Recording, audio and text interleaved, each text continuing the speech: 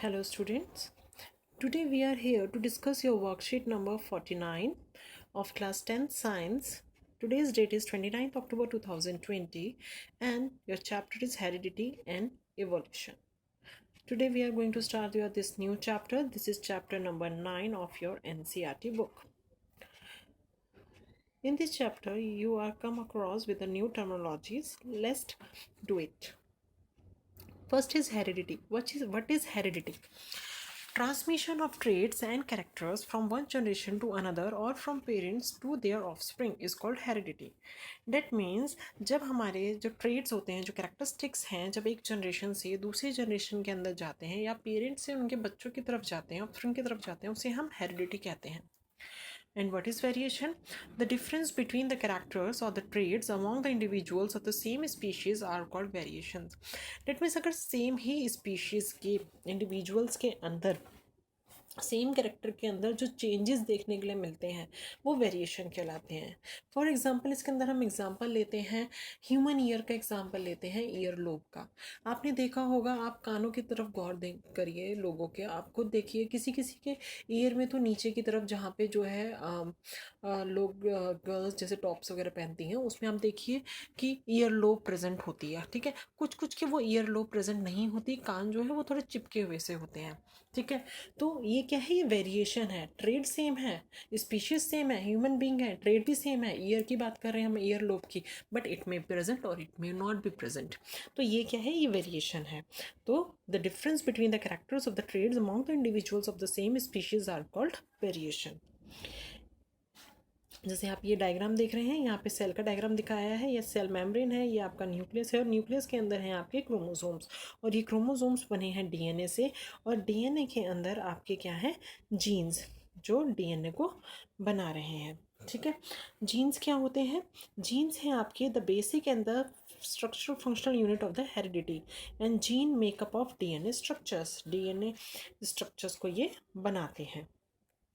Human have 2 copies of each gene, यानी human के पास हर gene की 2 कॉपी होती हैं. सपोज़ करो अगर हम बात करते हैं, हम बात कर रहे हैं कि आपकी हाइट की जीन की बात कर लेते हैं. सपोज़ करो हम हाइट की जीन को टी से बनाते हैं, तो एक ह्यूमन के पास जो है 2 जीन है टी. वो टी भी हो सकता है, वो स्मॉल टी भी हो सकता है, वो कैपिटल टी स्मॉल टी भी हो सकता है, किसी भी तरीके से हो सकता है. बट उसके पास एक जीन की 2 कॉपी होंगी और इन्हें हम क्या बोलते हैं? ये उसके अलील्स होते हैं. यानी ये दोनों क्या हैं? ये एक जीन के अलील्स हैं. तो अगर ये पेरेंट हैं दोनों, तो उनकी अगर ये ऑफस्प्रिंग है, तो आप देखिए इस ऑफस्प्रिंग के पास इसके दोनों के एक एक आए हैं. इसलिए कहा गया है फ्रॉम ईच पेरेंट्स, जो हमें अपने पेरेंट्स से एक एक करके एक एक मिलते हैं. And these alleles of a genes are responsible for the variation and uniqueness of each individual, and the different variations of a particular gene is called a allele. और ये जो डिफरेंट वेरिएशंस होती हैं पर्टिकुलर जीन्स की, वो ही क्या कहलाते हैं? अलील्स कहलाते हैं. ठीक है, इसके बाद आ जाते हैं हम यहाँ पे इन यूकैरियोटिक सेल्स. अगर हम यूकैरियोट्स की बात करें, the genetic material is present in the nucleus in chromosomes and the chromosomes are the thread like structures will carry the genetic information. जैसे कि अभी हमने बात करी कि आपका जो है न्यूक्लियस, ये सेल है, सेल के अंदर है न्यूक्लियस और न्यूक्लियस के अंदर आ जाते हैं आपके ये क्रोमोसोम्स. ठीक है, और ये जो आपके क्रोमोसोम्स हैं ये बने हुए हैं आपके डीएनए से. क्रोमोसोम के अंदर है डीएनए और डीएनए के अंदर होते हैं आपके जीन्स. ठीक है, यही हमने बात करी थी अभी. तो the chromosomes are the thread like structures which carry the genetic information from one generation to another chromosome to make up of DNA and protein, and they play a vital role in cell divisions. Heredity यानी यही जो आपके chromosomes हैं ये cell division में काम करते हैं, हेरिडिटी में काम करते हैं, वेरिएशंस में, म्यूटेशंस में, रिपेयर एंड रीजनरेशंस. अब ये बात करी हमने क्रोमोसोम्स की. अब हम आ जाते हैं डीएनए पे. डीएनए क्या है? द डीऑक्सीराइबो न्यूक्लिक एसिड, ये है आपकी डीएनए की फुल फॉर्म. अगर आपसे बोला जाता है डीएनए स्टैंड्स फॉर, तो DNA deoxyribo nucleic acid. Is a hereditary material in the human and almost all other organisms. Humans के अंदर और दूसरे यूकैरियोटिक ऑर्गेनिजम्स के अंदर ये जेनेटिक मटेरियल है। And nearly every cell in the human body has the same DNA. हमारे हर सेल के अंदर सेम डीएनए है। And DNA is located in the cell nucleus. इसलिए हम इसे क्या बोलते हैं, न्यूक्लियर डीएनए बोलते हैं। बट कुछ small amount of DNA mitochondria के अंदर भी प्रेजेंट होता है। और प्लांट सेल के अंदर आपने पढ़ा होगा कि ये प्लास्टिड के पास भी अपना डीएनए होता है। फिर है आपका ट्रेड्स। ट्रेड्स क्या होते हैं? अ trade is a specific characteristic of an organism की कैरेक्टरिस्टिक्स कैसे? जैसे अगर हम ह्यूमन की बात करते हैं तो आपके आई कलर, आपका eye colour, hair colour, skin colour, आपकी नोज़ की शेप, लिप्स की शेप, ठीक है, फेस कट जो आपका होता है, ये सब क्या है? ये आपके ट्रेड्स हैं। ठीक है, ट्रेड्स हैं कि आपके ये स्पेसिफिक कैरेक्टरिस्टिक्स हैं। ठीक है, and these can be determined by the genes और द एनवायरनमेंट और more commonly by interaction between them. यानी जीन और एनवायरनमेंट की इंट्रैक्शन की बात हो रही है यहाँ पे। ठीक है, उसके बाद है आपका accumulation of variation during reproduction. अब क्या होता है, रिप्रोडक्शन के टाइम वेरिएशन आ जाती है। अब क्या होता है, वेरिएशन होता है स्मॉल चेंज। और ये स्मॉल चेंज कब आता है? आपको पता है, जैसे भी मैंने बात करी कि हमारा जो डीएनए है वही हमारा क्या है, हेरिडिटरी मटेरियल है। अब ये वेरिएशन आ रही है, क्यों आ रही है? कि डैट मीन्स डीएनए के अंदर कुछ ना कुछ चेंज आया। किस टाइम? जब डीएनए अपनी रेप्लिका बना रहा था। हमने बात करी कि पेरेंट से ऑफस्प्रिंग के पास डीएनए आता है। अब पेरेंट अपना ही डीएनए तो नहीं दे देगा, वो क्या करेगा, पेरेंट का जो डीएनए है वो अपनी रेप्लिका बनाएगा, अपनी कॉपीज बनाएगा। ठीक है, वो गैमीट्स में जाएंगी। ठीक है, तो उसी टाइम जब डीएनए अपनी रेप्लिका फॉर्म कर रहा है गैमीट्स बनाने के लिए, गैमीट्स को देने के लिए, जो अपनी रेप्लिका फॉर्म कर रहा है, अगर उस टाइम पे उसके अंदर कोई इनएक्यूरेसी हो गई, कोई गड़बड़ हो गई, कोई गलती हो गई, कोई जीन बदल गया, तो उसकी वजह से क्या होता है, कुछ ना कुछ माइन्यूट चेंज और वेरिएशंस आ जाती हैं। जैसे आप इस डायग्राम में देख पा रहे हैं कि ये एक बैक्टीरियल इंडिविजुअल है। ठीक है, इससे ये दो में डिवाइड करा। अब क्या हुआ, इसमें वेरिएशन क्या आ गई, इसका हेड तो रेड हो गया और इसकी टेल ग्रीन हो गई, ये वेरिएशन आ गई। अब इस बैक्टीरिया ने दोबारा से असेक्चुअली रिप्रोड्यूस करा। अब इसमें क्या वेरिएशन आई, इसमें इनकी आर्म्स की वेरिएशन आ गई, इन दोनों की आर्म्स अलग अलग करी गई। ये क्या है, ये माइन्यूट वेरिएशंस हैं। ठीक है, ऐसे ही इसने करा तो इसका यहाँ पे बॉडी कलर ही चेंज हो गया। ठीक है, तो ये क्या है, वेरिएशंस है। और ये वेरिएशंस किसकी वजह से आ रही है? ये डीएनए में माइन्यूट इनएक्यूरेसी की वजह से आ रही है इन असेक्चुअल रिप्रोडक्शन। बट अगर यही बात अगर हम सेक्चुअल रिप्रोडक्शन की करें तो सेक्चुअल रिप्रोडक्शन में जो वेरिएशंस होती हैं ये बहुत ही वाइड हो जाती हैं, बहुत ही बड़े लेवल पे आती हैं। ठीक है, तो चलिए पढ़ते हैं, इसको भी रीड करते हैं हम। That inheritance from the previous generation provide both common basic body design and subtle changes in it. That means अगर हम प्रीवियस जनरेशन से जो न्यू जनरेशन फॉर्म हो रही है वो उससे बॉडी डिज़ाइन ले रही है और वही चीज़ नेक्स्ट जनरेशन में जा रही है। बट क्या होता है, what would happen this will a new generation. और अगर यही नई जनरेशन जो है फिर दोबारा रिप्रोड्यूस करती है तो उसके अंदर भी क्या आते हैं, कुछ चेंजेस आते हैं सेकंड जनरेशन के अंदर, वो डिफरेंसेस आते हैं जो वो फर्स्ट जनरेशन से इनहेरिट करती है।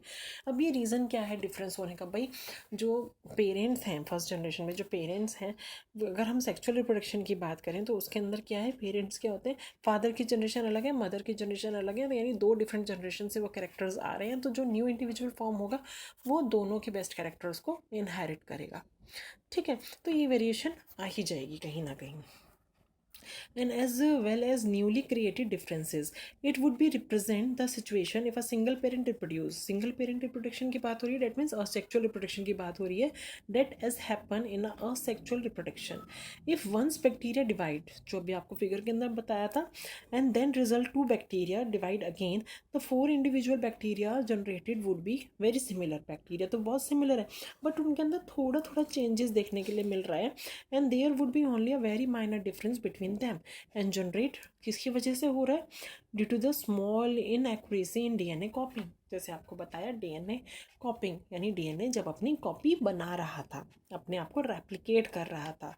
However if the sexual reproduction, अगर बात यहाँ पे किस चीज़ की हो रही है, सेक्सुअल रिप्रोडक्शन की हो रही है, तो it involves a great diversity will be generate, तो ज़्यादा डाइवर्सिटी जनरेट हो जाएगी। Do all these variation in a species have equal chances of survival, सभी वेरिएशन को इक्वल चांसेस मिलते हैं सर्वाइवल के लिए इन the environment which they find themselves. itself, जिसके अंदर वो रहता है। Obviously not depending on the nature of the variation के नेचर पे डिपेंड नहीं करता, डिफरेंट इंडिविजुअल पे it would different kind of advantages.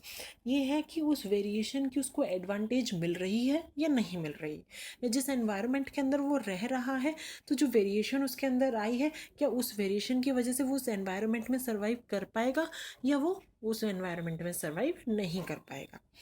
ठीक है, तो डिपेंड करता है कि उस वेरिएशन की उसको एडवांटेज मिल रही है या नहीं मिल रही है। Suppose bacteria date can withstand heat, जो बहुत हीट के अंदर रह सकते हैं, will survive better in heat wave, वो गर्म हवाओं हीट वेव्स के अंदर भी सर्वाइव कर सकते हैं। But some variation do not help organism to adjust to the change in the environment, but कुछ को वो जो वेरिएशन है वो एनवायरनमेंट के अंदर चेंज को एडजस्ट नहीं करने देती उस चेंज में, तो क्या होता है, they may die and become extinct, अब वो डाई हो जाता है और एक्सटिंक्ट हो सकती है। इसी का एग्जांपल हम अपना प्रेजेंट सिनारियो के अंदर ले सकते हैं, जैसे कोरोना वायरस का पेंडेमिक डिजीज़ चल रही है। अब जो कोरोना वायरस इन्फेक्शन क्या है, किसी को बहुत ज़्यादा सीवियरली इन्फेक्ट कर रहा है, किसी को माइल्ड इन्फेक्ट कर रहा है। ठीक है, अब जैसे सुनने में आता है भाई पता ही नहीं चलता, किसी किसी को हो भी जाता है और वो सही भी हो जाता है, उसको पता भी नहीं चलता। ठीक है, अगर ऐसा सुनने में आ रहा है तो वो क्यों सुनने में आ रहा है, डैट मीन्स उसने अपने इम्यून सिस्टम को क्या करा है, उसका इम्यून सिस्टम स्ट्रॉन्ग है, वो उस वायरस से फाइट कर गया। बट जिसका नहीं कर पा रहा है उसने नहीं करा, तो यहाँ पे क्या हुआ, डेट मीन्स इस चेंजिंग सिनारियो के अंदर, इस चेंजिंग एनवायरनमेंट के अंदर जिसने अपने आप को अडॉप्ट कर लिया या जो फाइट कर गया, जिसका इम्यून सिस्टम स्ट्रॉन्ग है, जो वेरिएशंस कुछ उसके अंदर हैं, अगर वो उसको एडजस्ट करवा रही है इस एनवायरनमेंट के अंदर तो it may survive, otherwise it will die. ठीक है, तो ये एक हमने रफली एग्जांपल लिया है। ठीक है, जस्ट आपको समझाने के लिए। चलिए आगे बढ़ते हैं। इसके अंदर डेफिनेशंस पूछी गई है प्रैक्टिस क्वेश्चंस के अंदर। पहले heredity, variation, DNA, chromosome, trait and genes, ये सारी डेफिनेशन आपकी वर्कशीट के अंदर गिवन है, आप वहाँ से देख लीजिएगा। फिर है if a trait A exist in 10% of a population of asexual reproduction species and a trait B exist in 60% of the same population, तो which trait is likely to have arisen earlier. एक 60% है, एक 10% है population के अंदर, तो सबसे पहले कौन सा ट्रेड आया था, ऑफ कोर्स जो पॉपुलेशन के अंदर ज़्यादा परसेंटेज के अंदर है वही ट्रेड पहले आया होगा। ठीक है, तो ये भी आपका हो गया। अब बच्चों आपको लास्ट के अंदर बोला हुआ है that Covid appropriate behaviour cap message, wash your hand with soap and water regularly. तो बच्चों ये आपको ध्यान रखना है, अपने आप को सैनिटाइज करना है, बहुत ध्यान रखना है अपने आप को। You take care at home and study hard. Thank you.